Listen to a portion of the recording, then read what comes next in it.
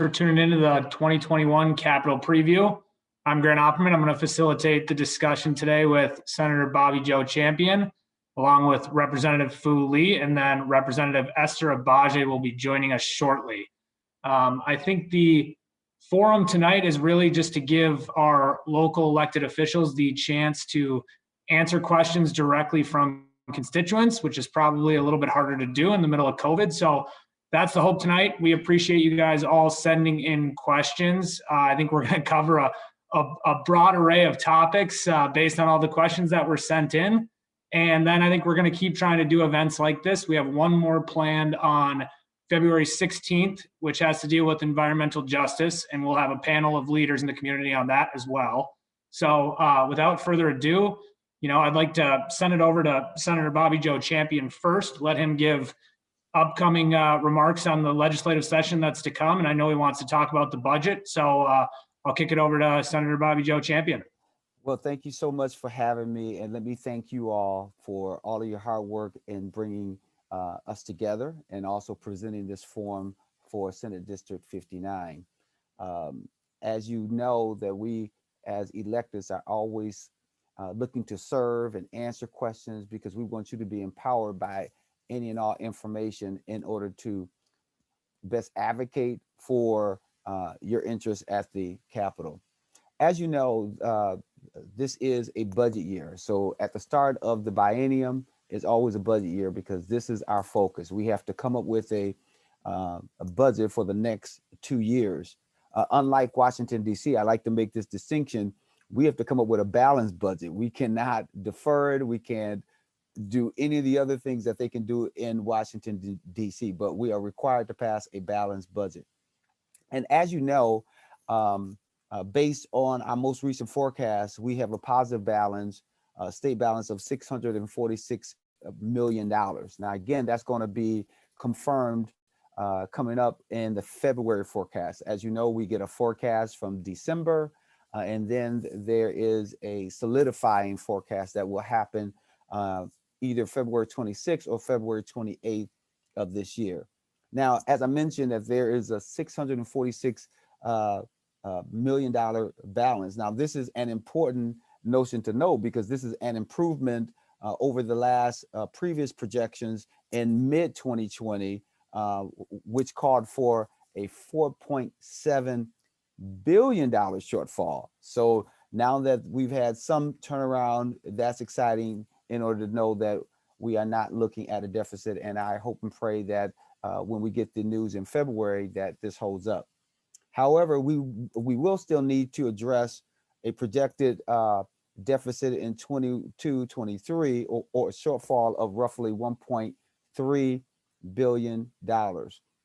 Now, in order to come up with a balanced budget, it is clear to make sure that everyone in the listening audience understand that you're going to hear a number of proposals to address this budget. You're going to hear proposals from the House and the Senate and the majority and the minority in the House and Senate, as you're going to hear some budget proposals from those who are in the House majority and the House minority as well. Everyone is going to come up with a proposal. But as of late, you probably heard a proposal that has come from the governor most recently, and that proposal was to address the budget. And I will quickly say that the governor is proposing a 2-year, $52 billion proposal that calls for an income tax hike for individuals earning $500,000 as an individual or a couple who are making more than $1 million. That's important to know that the governor is also looking to tap into the state's reserve for $1 billion. And I think we currently have, roughly about $3 billion in our rainy day account. That is what we call it.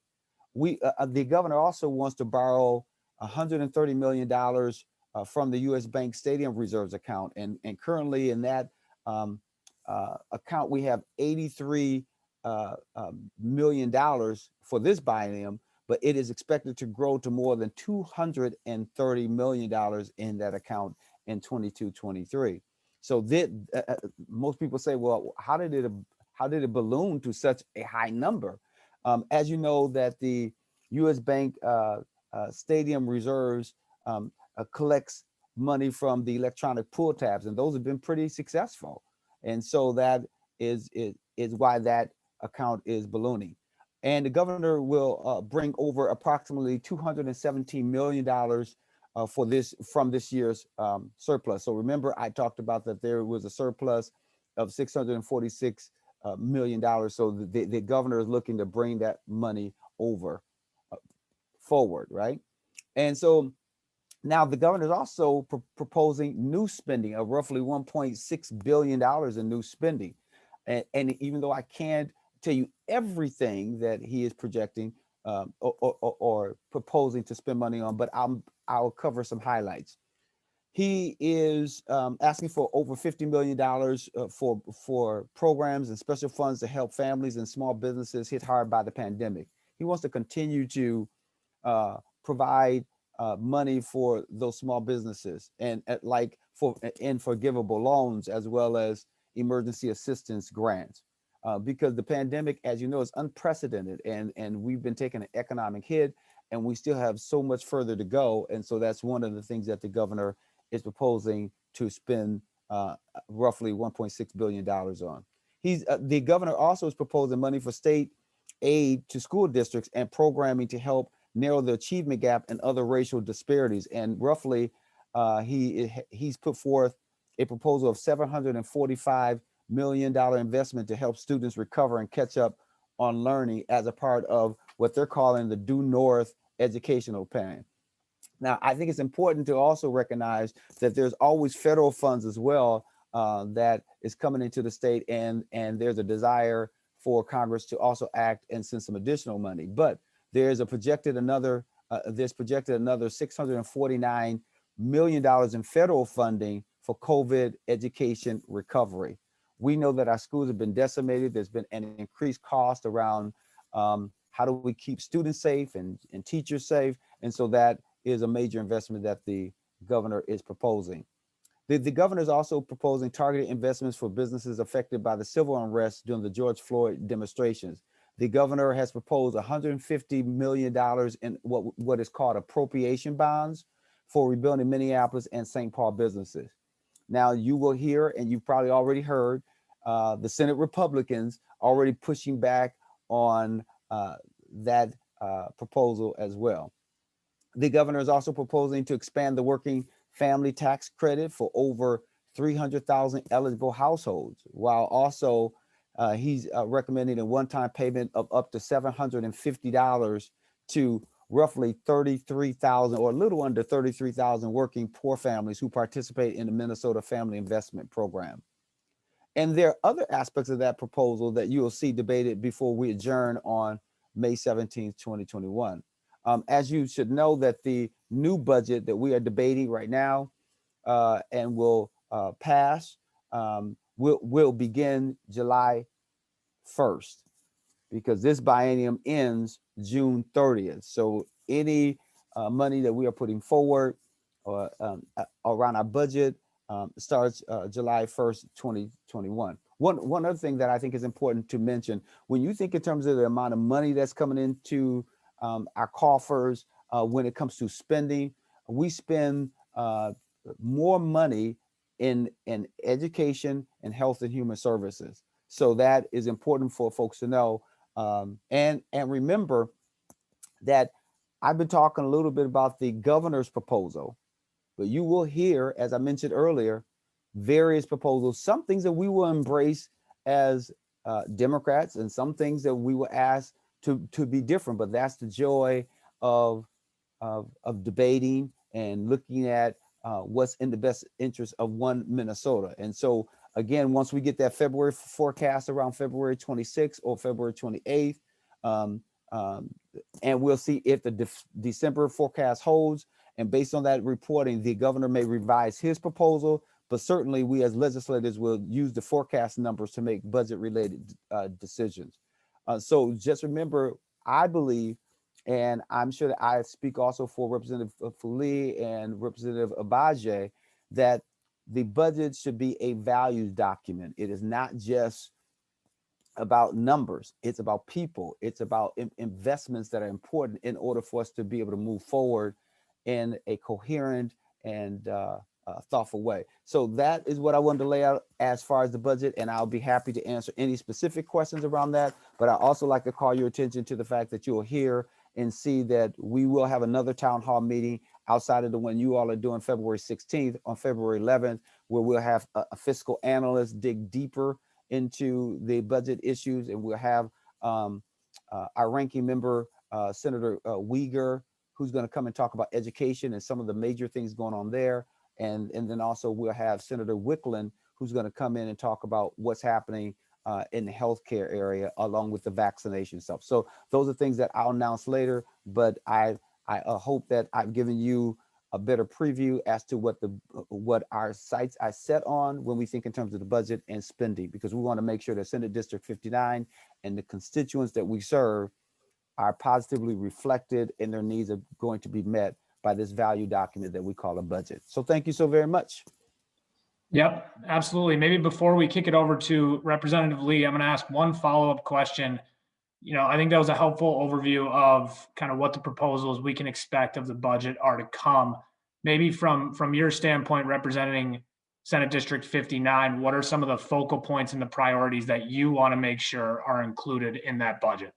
Education is always going to be something that we believe to be really important. Jobs and economic development is going to be important. I'm really pushing for rebuilding our community and businesses, not just from the George Floyd demonstrations and unrest, but continue to make investments in business so that those investments can be a catalyst going forward. Healthcare is always important, as well as affordable housing. We need to make sure that our housing options make sense, right? Because people are paying an astronomical amount of money when we think in terms of housing, and how do we address that? Also homelessness, those who are unsheltered. How do we make sure that there's revenue and opportunities for them, and mental health, right? And all the other services that it really would take in order for individuals to improve their quality of life.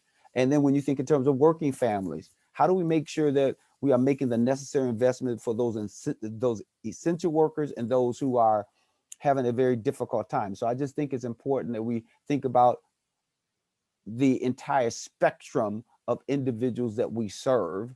And so education, higher ed, affordable housing, healthcare, home ownership, all those things are important. So that's why I also think it's important, Grant. People sometimes ask me, well, tell me what your most important thing that you want to do, right? And I say, because we have so many issues that we need to deal with in real time, it's not just one, is to make sure we see the whole person and provide support for the whole person and not just one aspect of their life. Because I think when we have a siloed approach, then we miss improving a person's quality of life because we are so narrowly focused. But those are some of the things that I believe to be a highlight, and environmental justice. And I don't want to steal the thunder of my good friend, Representative Fue Lee, or even Esther, but those are things that we talk about in real time. So I hope I answered your question, but I could go on because I have a whole lot that I believe that we have to do in order to make sure our lives are improved. We'll get to it. I promise. I don't want to take any more time away from Representative Lee. If you want to give some upcoming remarks on the legislative session that's to come, and just some of the priorities that you're focused on short term here. Thank you, Grant, and thank you everyone for tuning in to the Senate District 59 town hall tonight. State Representative Fue Lee represented the A side of the district. I'm really excited for this upcoming session because I have the opportunity to serve as the chair of the Capital Investment Committee, and I think this is why elections matter. We need all of you to help Senator Champion and the rest of the Senate, so that we could actually have Senator Champion be a chair and really drive some of the conversation that we are having right now in the Senate. And so with regards to what we're doing in the House, similar to what Senator Champion is saying, we won't have our budget priorities or targets until probably the end of March. And then hopefully at the beginning of April, that's when we'll have joint targets with the Senate and the governor, but this is to be decided. We saw last year that we have some deadlines to have these targets, or not last year, but 2019 early on, but we did not get it done until the very last week of a session in May. And so just know that everything over at the Capitol is fluid. Even though we set deadlines for ourselves, things may change. Regarding capital investment, you all may be aware that this week we just wrapped up a week worth of hearing around how do we look at capital investment through a race equity lens, and how do we embed that in our process. And starting tomorrow, I would encourage all of you to tune in. We're going to start having conversation around climate change and how does that impact our public infrastructure, and what do we need to do to be more resilient going forward. And I'm really glad to have the opportunity to have Representative Agbaje serve on my committee too, so that the Senate district and the north side have two representation in the House, and then Senator Champion also served in the Senate Capital Investment Committee too. And so we know that we're all fighting for all of you. Outside of capital investment, I just want to talk a little bit about serving on the Environment Finance Committee. Senator Champion already mentioned this. Environmental justice is very important for the three of us. What we are prioritizing right now is that we need to get some of the budget stuff that we did not get done in 2020 done. And so I just want to reference right now we want to really push the bill that we have for spending the lottery trust fund money from 2020 out. We weren't able to come to agreement with the Republicans last year because they were hung up on the clean car rules that the governor was having the Minnesota Pollution Control Agency walk through and try to establish. And so we are telling the Senate that we're in the House, we need to focus on stuff that we did not have done before we can start moving on to something else. And so the chair Rick Hansen likes to say that we can't really move on to the buffet line until we clear a plate. And so this is what we're doing right now. And once we move some of the stuff that are outstanding from the prior 2 year, we'll start focusing on some of the issues that what we keep pushing for. And so for me personally, in addition to environmental justice concerns around education, we're pushing to see what can we do to support our students out of the classroom now more than before.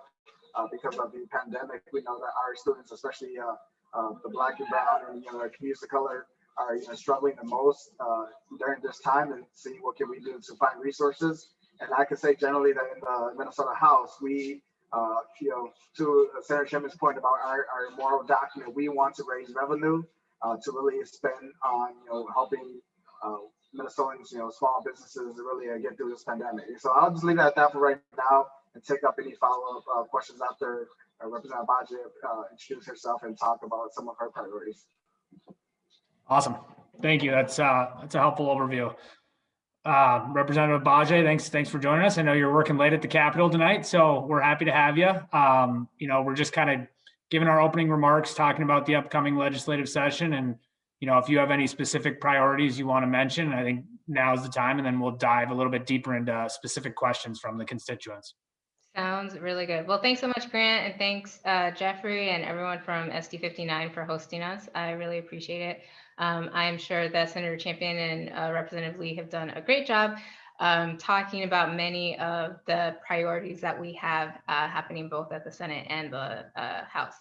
So as Representative Lee said, I am on the Capital Investment Committee with him, and we've been doing a really good job of hearing from stakeholders just about how important infrastructure is, particularly to environmental justice as well as racial justice. So I appreciate having that opportunity to have that space to talk about our infrastructure and how we're investing in all of our communities.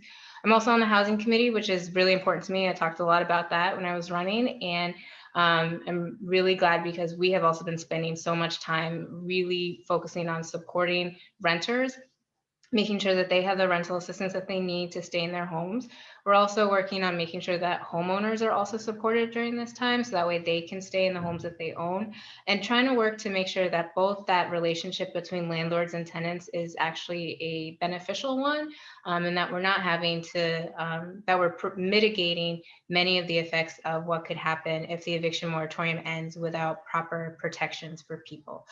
So those are some of the things we're working on. Also looking at ways to continue to advance supporting, affordable housing, whether that's building more affordable housing or preserving what we have, looking at anti-displacement and anti-gentrification measures. As we are developing our community, we want to make sure that people can stay where they are. I don't know if either the senator or Representative Lee talked about COVID too, but the vaccines are coming online. So there's a lot of news and information about that. And, we know North Point is one of the providers of vaccines. And we're hoping that in the future that eventually there may be some, more opportunities for people to have access to the vaccine as more continue to come online. So I'm glad for the opportunity, looking forward to the questions, and can't wait to get started. Sure. I mean, I think we can honestly probably start right there on the vaccines. Maybe you guys can talk a little bit about if there are pain points in the process right now, what the legislature is doing to solve them, and then maybe some more specifics on kind of district focused questions on, what are allocations going to be? Where can people go to get the vaccines? Are there ramp up plans? Maybe we'll cut it off at just a general vaccine question, and I'll let you guys tackle it and give us the update. Well, I'll start by saying this. You know that there's been a commission and the administration that's really been dealing with the vaccination plan and distribution. They've been giving us updates about their plans and also how they are changing those plans in light of, unfortunately, on the federal level, there hasn't been, as promised, a certain number of vaccines or medication or doses that they were promised. So that has caused a real uproar. But the Biden administration has committed to giving states at least a full week projection so people have a better sense of what's coming their way and really deliver on that. Some of the things that's important for us is access and opportunity, right? And so we are trying to make sure that as they are going through the process and thinking deeply about how we're going to get as many Americans and our district vaccinated, we want to make sure that there are various ways by which to do that. One of the things I do know is that North Point has been doing vaccinations or inoculations, and so that is a positive, but we want to expand that. The other thing that I think is important, and I've talked to the administration about this, especially in communities of color, there's a natural distrust for the government, and there's a distrust as pertains to the vaccination. So I've been talking about how do we simultaneously engage credible voices so that individuals will feel as if the vaccination is safe and that it's not just another bad blood experiment from Tuskegee or anything of that nature. So it's two things that are going on. One is credible voices. And so there's been a real decision to really make sure that they're using those credible voices. Two, access and opportunity that also, so the folks who want to do it can, and education. So those credible voices saying educated things about the information and flexibility. So they are looking to expand that, especially for like teachers and essential workers, those who are over 65. And you'll see that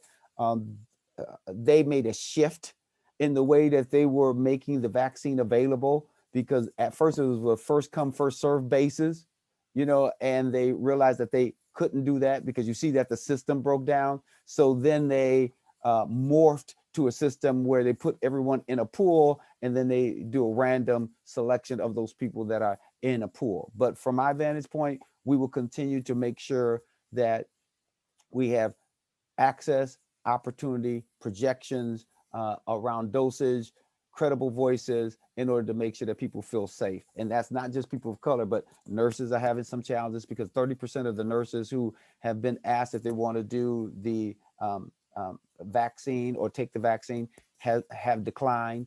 When you think in terms of long-term care facilities, so many people of color are there. And if you have people of color there who are caring for those are in congregate living and they're afraid to take the vaccine, then that's going to be a problem, because then we are not dealing with everything in real time. So that's what I'll say about it. We'll continue to make sure there's access, opportunity, information, and credibility put forward. Great. Esther or Representative Lee, if you guys have anything to add.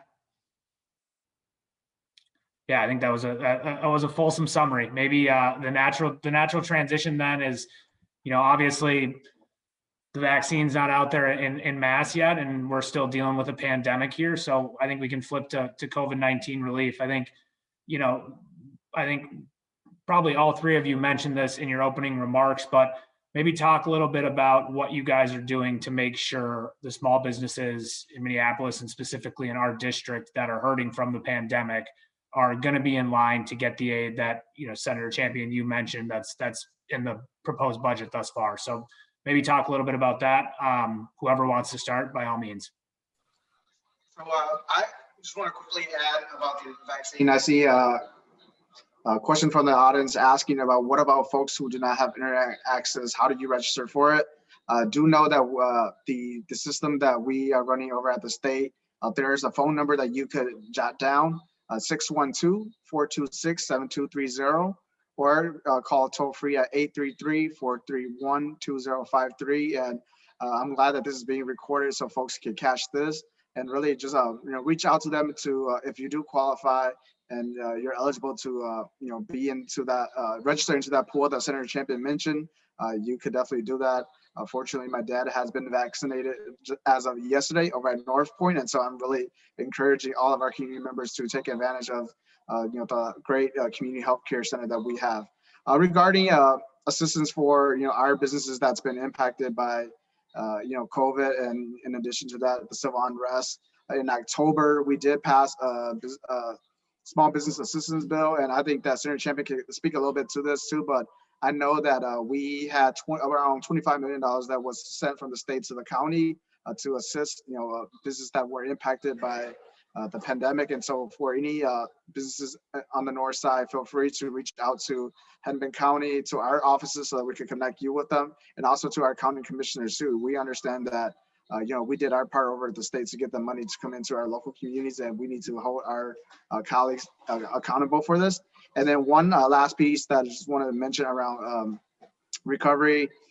In my committee, we are planning to hear one of the bills that that I actually just introduced today for the civil unrest recovery. So similar to the governor's proposal of using appropriation bonds, for the state to borrow some money to help with that. And right now we're having conversation with both the city of Minneapolis and St. Paul to see what's the amount that's needed for that piece of the recovery. And so just for folks to know and stay tuned with the three of us to see what's going on over at the Capitol. And now I'll turn it over to Senator Champion to talk a little bit more about some of the specifics. Thank you so much, Representative Lee. So as you know, what Representative Lee has said is right on point, and not to mention in December, I believe it was, that we also passed a bill roughly $215 million, and was three tranches by which that money was distributed. Those businesses that can demonstrate that there was a 30% loss from the first 3 quarters and when comparing 2019 to 2020.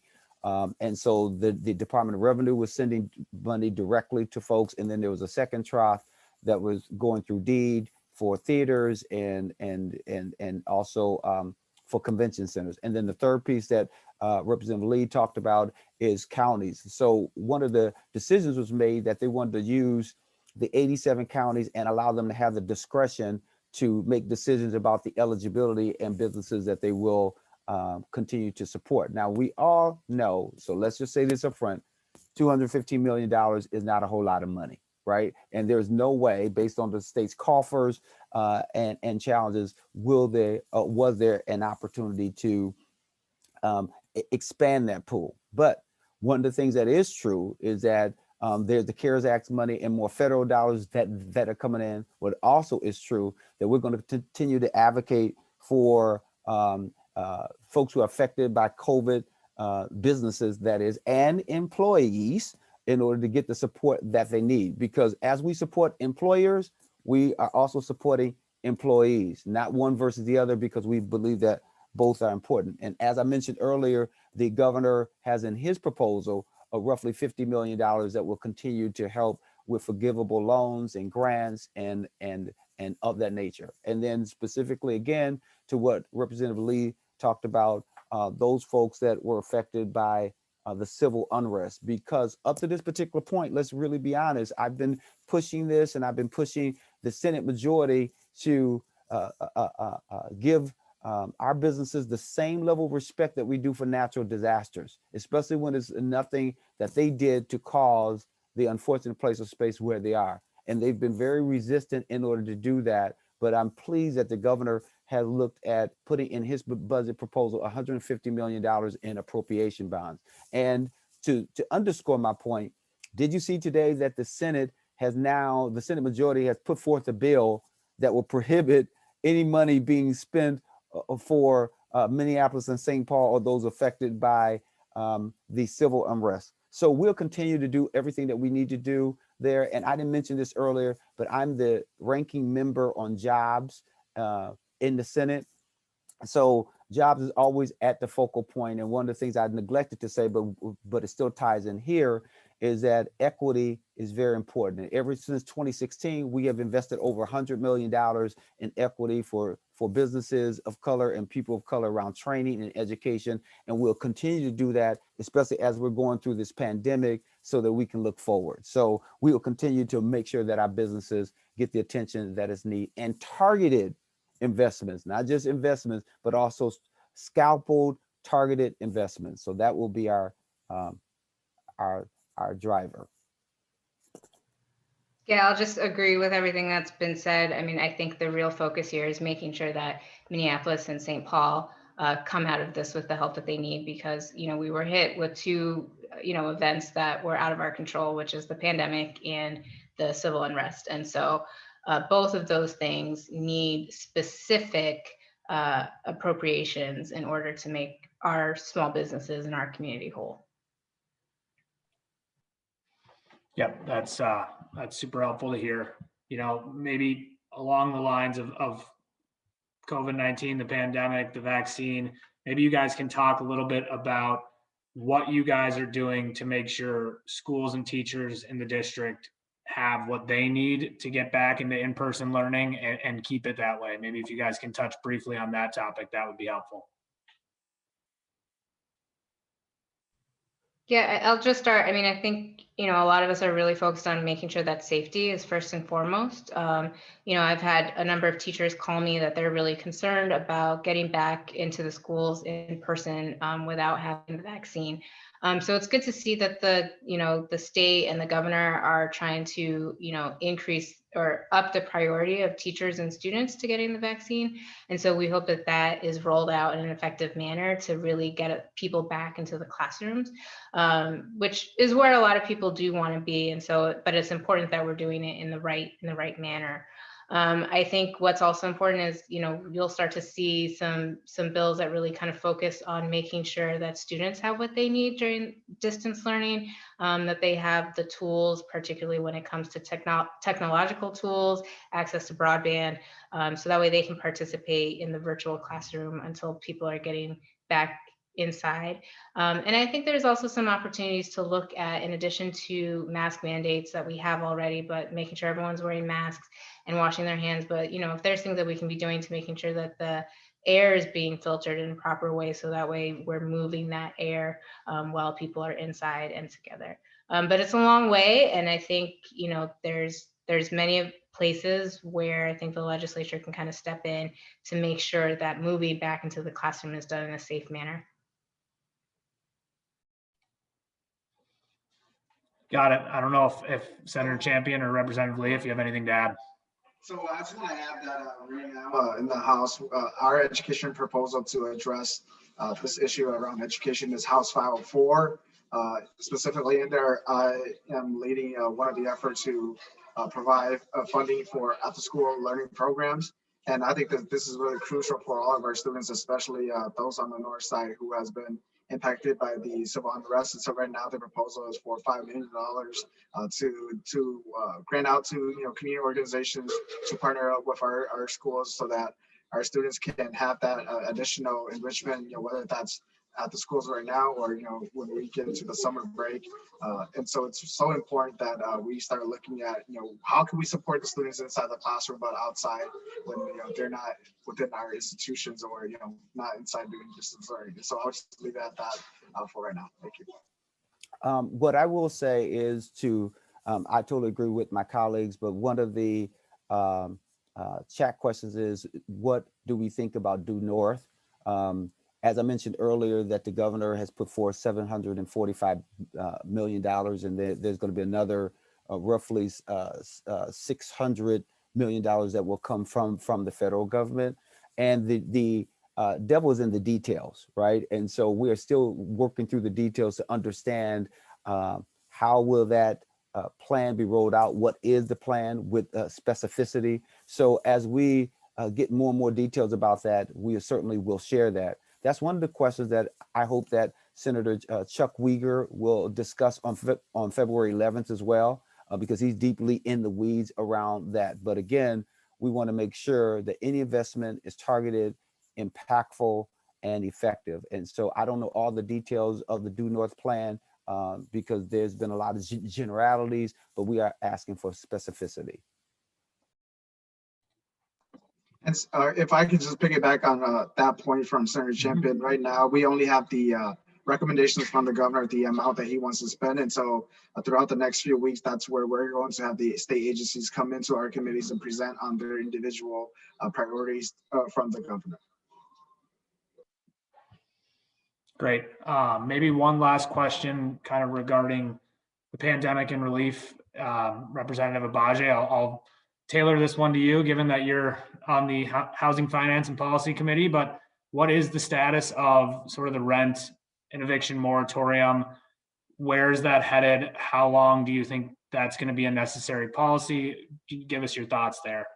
Yeah, well, thankfully we do have a new federal government, but also the previous one did send over some more money. So the state will be having, I think, close to $375 million for additional rental assistance. So that should be coming online. I know the Housing Commissioner has spoken to the Housing Committee about how they're looking to ramp that back up so people can get access to that. They're also wanting to do that in a way where they're coordinating not only with the tenants, but also with the landlord, so that way both parties are on the same page about getting that assistance. Additionally, there's also House File 40 that's going to be coming up. I think it's actually going to be heard in committee sometime next week. And, that's a bill that's really focused on making sure that people are staying in their homes and that they have the assistance that they need to be there. So that's it's a joint project by a number of community members, and it's being authored by Representative Howard. So, and I believe I've signed on to that as well. So those are the types of things to kind of keep people protected. We are talking about ways that we can start to codify some of the help that we have been seeing both from the state and the federal government, so that way we have that safety net for people whenever the eviction moratorium expires, because we know there's a federal one and there's also a state one, but people are ready for the end of the pandemic, and so that's always a point of conversation that we have to make sure that before we take these protections away, that we have something in place to replace them with. Great. Maybe the next question then kind of piggybacks off that. If you guys want to talk a little bit about your plans around affordable housing in the upcoming legislative session, what the projects are in the district, if any, give us your thoughts on the affordable housing part. So I would say probably not within our specific district, but we have an opportunity in the Capital Investment Committee to address this, and so I'm looking forward to having the conversation. In the governor's recommendation that was released on Tuesday, there was around $100 million for affordable housing infrastructure bond in there, and I believe that right now we see a need of over $400 million, and so we're going to have those conversations in committee to see what can we do. And I'm pretty sure that for us in the House, that's going to be one of our priority, and our number will probably be higher than that. And so we're just waiting to have those conversations probably in early February. And what I will also say is Representative Lee is correct. And we will also attempt to expand that conversation in order to make sure that we have housing options and resources for shelters and other places, and also the surrounding services that folks will need. And so we want to make sure, as I mentioned earlier, when I said various housing options, I think that's important. And in your question, the key word is affordability. How do we make sure that housing is affordable? How do we make sure that we're also putting in place this sort of mechanism so those who are unsheltered, so we can move them to stable housing as well? And what supports do they need in order to do that? And then how do we make sure that people are not paying all their income in, rent, right? And so I think that requires a larger conversation around, affordable housing. Is it to the area medium income? It's so many questions. Are we going to do, inclusionary zoning? What are some of the other issues that we need to deal with in real time? So we're going to continue to have not just a narrow conversation about it, but a larger conversation. And last but certainly not least, I think we also should be talking about home ownership rates as well, because right now there's a large gap when we think in terms of disparities between people of color and whites. And we know home ownership also is the threshold to building wealth, and you use it for college and everything else. And of course, you don't want to get me on the whole platform about the affordability of college, because I got my second kid getting ready to go to college, and right now there's lint in my pocket, and I need to make sure that we do something in real time for all of us. So thank you so much, Grant, for the question. Yeah, I guess we won't go down that road tonight. Maybe for a future event. Representative Agbaje, if you have any other comments on affordable housing, otherwise I think we can shift gears. Yeah, I mean, again, I totally agree with my colleagues. This is definitely something we've got to focus again heavily on. We saw how important it was when the pandemic started, and I think that we're going to see a lot of really interesting bills come out, hopefully out of committee, but are being dropped. And and a lot of it will also kind of help with protecting our civil legal system to make sure that tenants are able to access their rights, and that the court system is more simplified for them too. Great. Maybe shifting gears, and I know this topic got a lot of notoriety, a lot of questions submitted on it, and it's pretty unsurprising because it's a problem that needs to be fixed. But I think we want to hear your guys' thoughts on public safety in our district, in our city, how that moves forward. There's clearly a need that it needs to be improved, and I think we all are curious to hear what your guys' plan is to do so.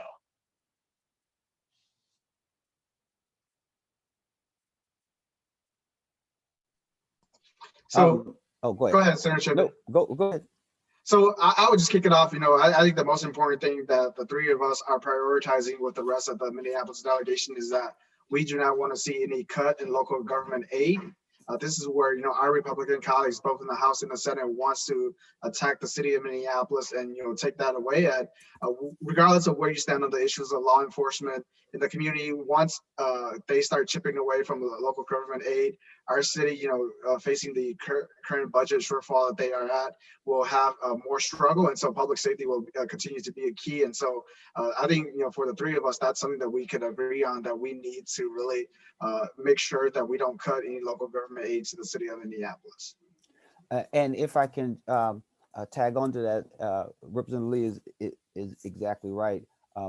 But I also think it's important for folks to know that on the state level, we don't do anything around defunding the police. We don't do anything around that whole notion, regardless of how people feel about it. I'm just talking about on the state level. There's been no bills introduced on the state level around defunding the police. That is for local jurisdictions by which to figure that out, and to think about what is that public safety initiative that works best for their city.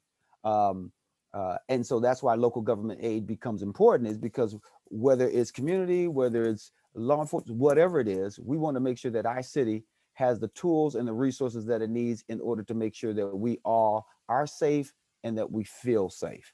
And that we want to make sure safe is an important word, because we want to make sure that law enforcement works for all of us, no matter what it looks like. And I also think it's important for us to think about multidisciplinary options for when people respond, or when law enforcement respond for whatever amount of time that we have. I know in the suburbs, if someone is having a mental health crisis, there is the sort of relationship where someone from that field can definitely go out and deal with that in real time. And so Again, we're not making a call as it pertains to what the public safety notion should look like. That's for the city and all of our constituents to deal with that in real time. But on a state level, we also want to make sure that there are policies around making sure that law enforcement is responsible, whether it's use of force, whether it's chokeholds, whether it's people have talked about the residency requirement. We don't want to do anything that would impede the city of Minneapolis or others to make decisions that would make sense around making sure we are safe. And so our job is to make sure that with that local government aid comes money for all of our essential services, including fire, right? So, or if someone is having a medical crisis, we want to make sure that someone can respond in real time, because time is of the essence if someone is having a stroke or a heart attack and those sort of things. And so local government aid is larger than what we sometimes think about. And we want to make sure that we do everything on the state level to make sure our city has the resources that it needs. Yes, I think that that's definitely right with local government aid and making sure that those levels are competent enough to support the city of Minneapolis and their needs. I mean, I think some of the other things too is, I know a number of reforms were talked about in the special sessions, which I wasn't a part of, but I was following along, and I think that there are a number of good ideas that were brought up to make sure that our policing systems across the whole state of Minnesota are being held accountable and that people can feel safe when they do need to call the police. So I think that, bringing up some of those ideas that maybe didn't get across the finish line will be good to just make, to just ensure that the police are actually working for people, as many other public servants do. I saw that there's a question in the chat about gun violence and its relation to public health.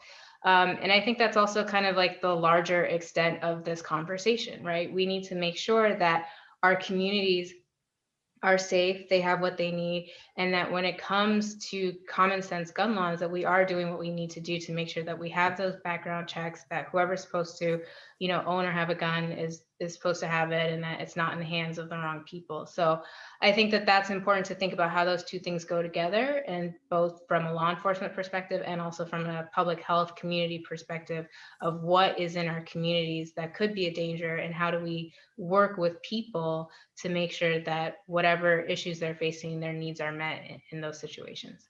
And if I can just make sure that I highlight this as well, is that we also think that there needs to be preventative strategies that will make sure our young people are not involved in what we would call inappropriate activities. So we do think we need to expand after school opportunities and jobs and all the other things that will shift people's thinking.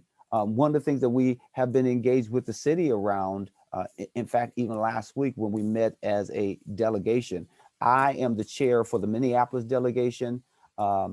And I believe Representative Sidney Porter, I think, is the Minneapolis delegation leader for the House. And so what we have been engaging the city around is what's also is their strategy for the George Floyd trial? When Chauvin and the others go to trial, what are they looking to do in order to make sure that the city's safe as well, right? And so there's a lot of discussions around that, and we're looking for additional guidance as to what are the plans, both community-wise and other ways by which to be responsive. And that's all a part of that public safety, law enforcement component. And so I just hope that we continue to have these discussions around public safety. Maybe a follow-up to the point you guys make about making sure police can be held accountable. What are some of the ways the legislature can ensure that? Obviously the union for the police make it a little bit harder to, see it through, that some of these officers who have violated, violent laws 3-4 times are still rehired. What can you guys do in the legislature to make sure that police are held accountable? So I would just add, feel free for my two colleagues who are attorneys on the call, arbitration reform, so that, when they are having those conversations within the department, the chief decides to terminate, one of their employees that, they are, there's no hindrance or anything right now for that person to be brought back into the job. I think that was part of the discussion that we had before. And, I also think that there's an opportunity for us to really start thinking about, I know that some of my colleagues are thinking about this, and this idea is not new around having law enforcement official, carrying insurance for, possibly when there's somebody that's involved in, the death of an individual. And so those are just some ideas over there that we could do and propose over at the legislature. I'm not aware of any right now because I don't serve on the public safety committee. And so maybe the other two colleagues here could speak more to what's been proposed in some of the committees that they serve on. I'm not on the public safety committee, but I do know that that's something that they are talking about, that they want to bring up. So I agree. I think it's just going to have to go back to the standards that we're holding police officers to, and then making those uniform across the state. I mean, that's how it'll, then play back into the city of Minneapolis. But if we can, and I think there's, states across the country that are looking at a lot of these ideas too. So if we can make sure that, police are, once they are fired or dismissed or, disciplined for whatever their action is, that holds, and that it's a very high bar in order to turn it over. I think the holding their own personal liability insurance, similar to like doctors and lawyers, is also really important. And I think also making sure that we have the correct standards in place of like how long people need to be in training, what types of training they need, in order to make sure that we're having the type of law enforcement, whatever that ends up looking like for any community, that is actually being responsive to people. And I think at the state level, there's opportunities to kind of make that uniform, to make a standard uniform across the state, and then each city can kind of do what they need to do for their own communities. And I think my colleagues are exactly right, especially the only other thing that I would underscore around arbitration. The reason why that's important is because chief of police across the state have said, if we have a bad actor and if we want to get rid of that bad actor, we do. And then when we do that, they go to arbitration, and then they are reinstated. One of the things that they're also thinking about around the proposal is having more objective arbitrators in order to sit on those arbitration panels, so that you're not getting or allowing defense attorneys, no problem intended, right? Because I'm a lawyer too.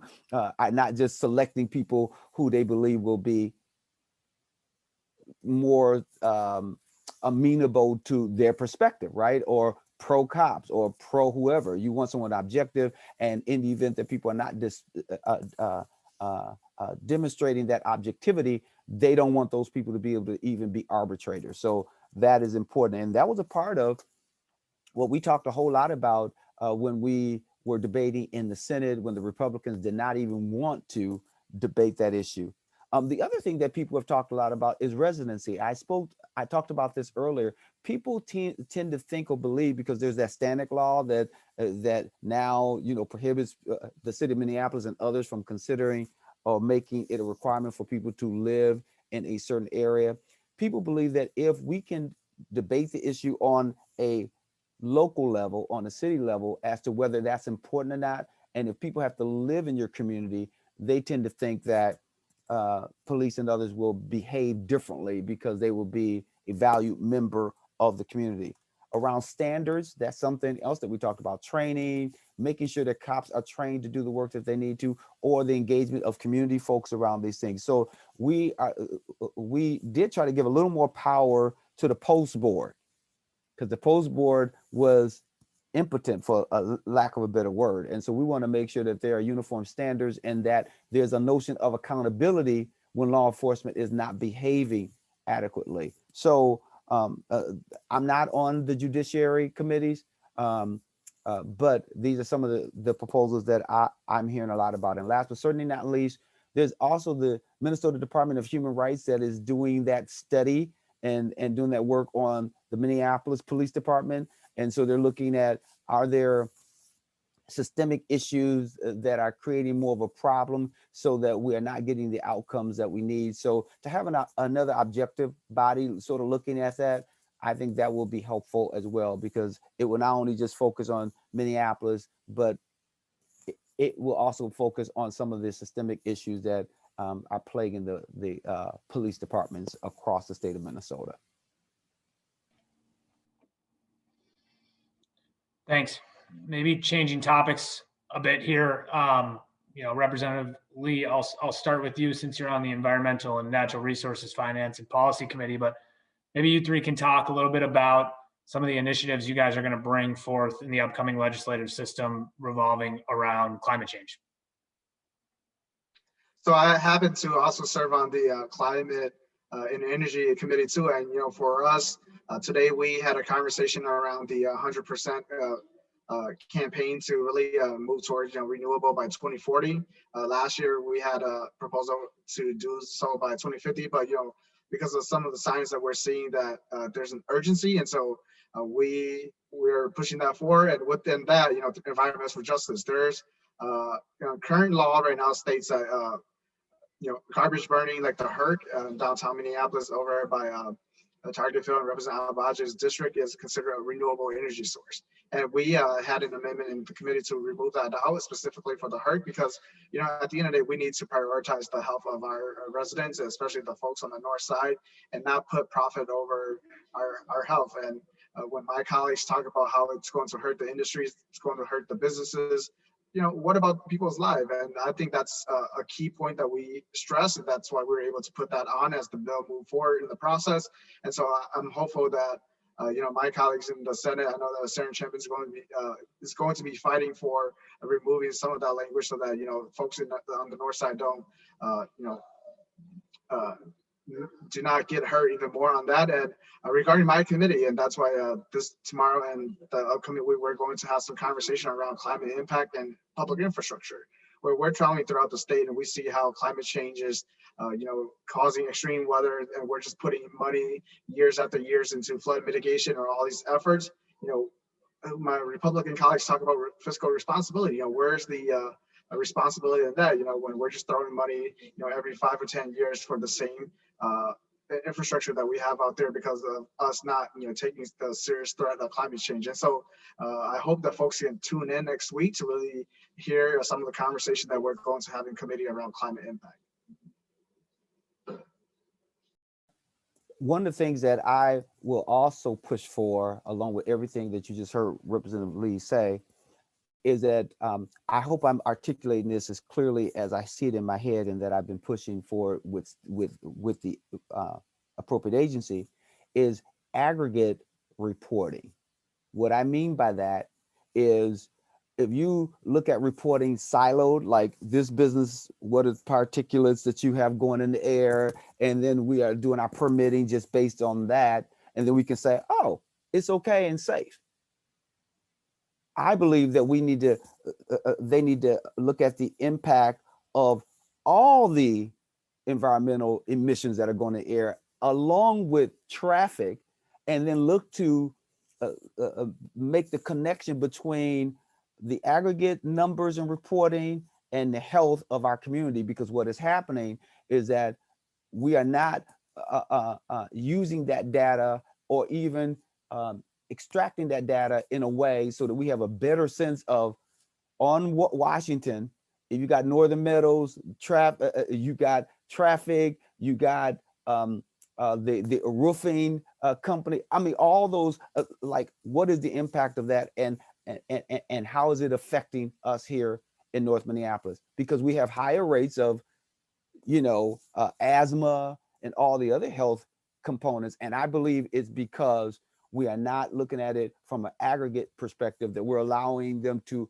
on a silo basis, get their permit, and therefore we suffer as a result of it. And so I'm going to continue to push for a different way by which to report information and data, and the way that it impacts North Minneapolis, or any community for that matter. So that's what I am going to continue to fight for. Renewables, of course, we have Jamel Staples that's right on Plymouth, where he's doing solar panels and so many other things. So we want to make sure there's opportunity, along with not just solar panels and installation, but also education so that we can get a number of our people engaged in the green economy in real time so that we can make sure that people are benefiting from what we need to do in order to make sure that we have a cleaner and safe world.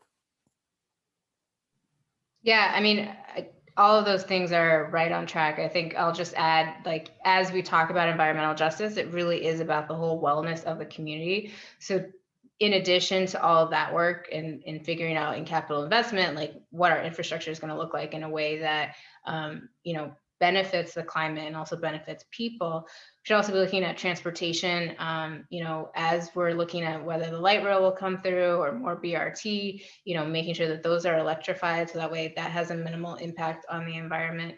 Also looking at food insecurity. We know we have a number of community gardens across North Minneapolis, as well as there's been a major push for more recycling and organics and trying to get us into zero waste.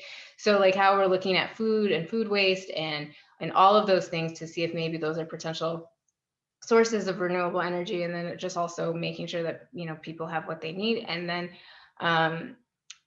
finally, as we just continue to look at, you know, what are our lead regulations? Can we clean up the lead that we have in our schools and in the homes? You know, what does the soil look like? What is our water quality? You know, things that are happening in northern Minnesota, like with Line 3, like that does have an effect down here. And so we have to make sure that, you know, the regulations that we have in place are to the extent that like Senator Champion was saying, we know what the aggregate effect is, so we can push back on that. But at the same time, that we're also putting structures in place that way we don't have to wait until we get to the limit, but we're actually like mitigating that at the front end.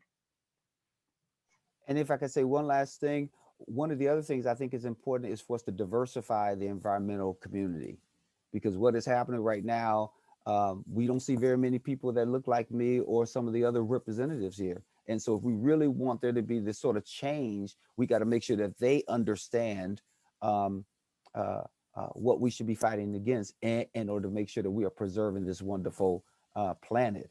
And so more awareness is necessary, and so that people behavior will change because they have a better understanding as to what they should or should not be doing. And so I think that's another important component to this conversation.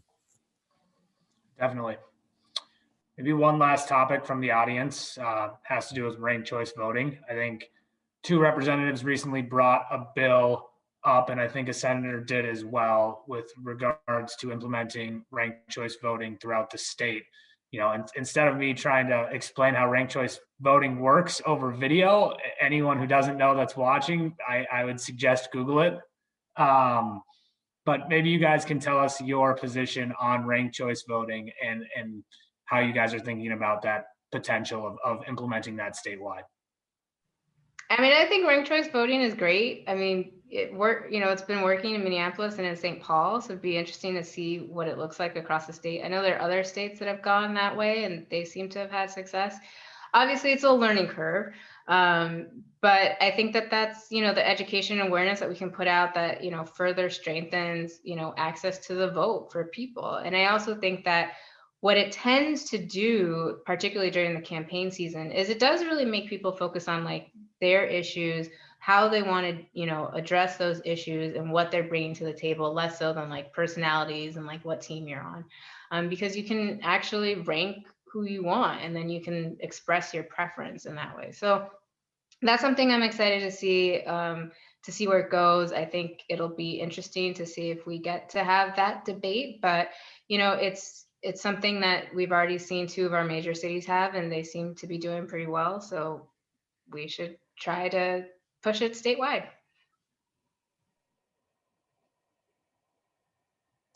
So I haven't really seen the specific legislation you mentioned, Grant, but I will say this, that over the last 4 years that I served over the Capitol and the Government Operations Committee, we have heard different versions of ranked choice voting. I know that when I was sitting in the committee that has jurisdiction over elections, I supported the proposal to allow for local municipalities throughout the state, if they decide to have ranked choice voting. And I'll put it on the record that for me right now, I think that ranked choice voting does work, but we still need to do that engagement so that all of our community members know and understand that. And even your remarks in introducing the topic, just the complexity of ranked choice voting, I think that we need to do that education work.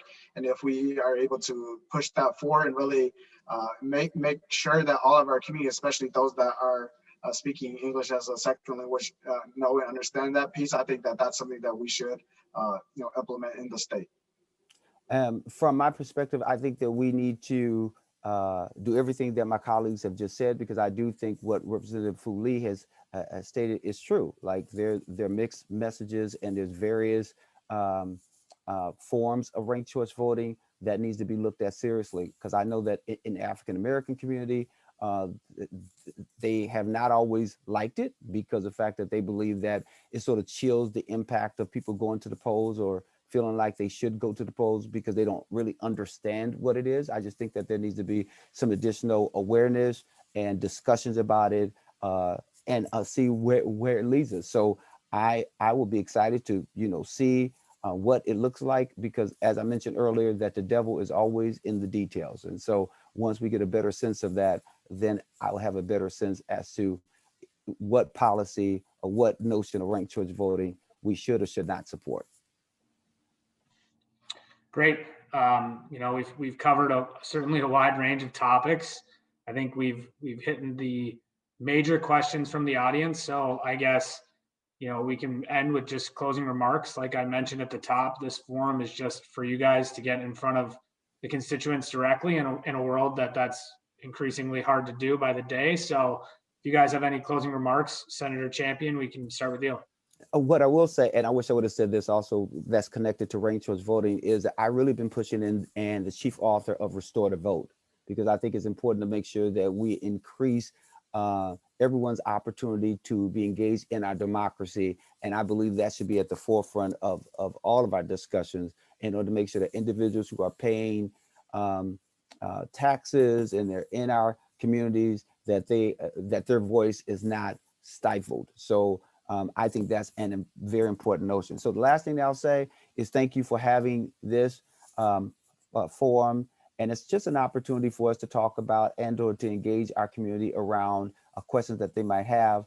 I think the more the merrier that we can do in order to make sure that we're expanding everyone's intellectual capacity or just insight around the policies that are being introduced. As I mentioned also earlier, February 11th, we're also going to have a town hall meeting that's going to dig a little deeper into some of the things that we're talking about around education, healthcare, vaccination, and a couple other topics, budget especially, and just having someone there who can certainly weigh into this. I see in the chat that someone talked about marijuana, the impact of marijuana candidates. I think that would be a great discussion to have as well.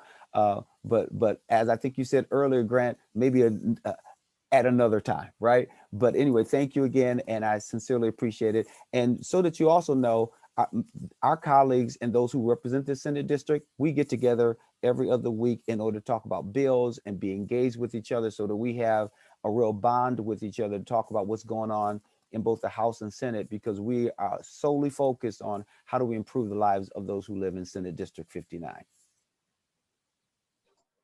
So I just want to echo Senator Champion's remark and thanking all of you, and thanking the residents of Senate District 59 for for this opportunity to engage with all of you, and for re-electing us, and for Esther electing her into this position. And you can see that the three of us, we will be working as a team, as a tandem over at the Capitol. Senator Champion shared with Representative Agbaje yesterday that when we were both in the minority in 17 and 18, we were still able to get stuff done for the north side and getting the North Market for our district. And we saw last year when we were in the majority that we were able to bring in some bonding dollars for the north side and some of our community organizations over here. And so just know that we're really excited to work together going forward. And I know that the passion that Representative Agbaje brings forward is going to really show, and I'm really looking forward to her leadership in my committee on the Capital Investment Committee too. And I just want to say thank you again to the Senate District for hosting us. It is very strange that we have to do everything like this until things get safer, but I do appreciate this opportunity to still engage with the community and that, it'll also live online so people can watch it later.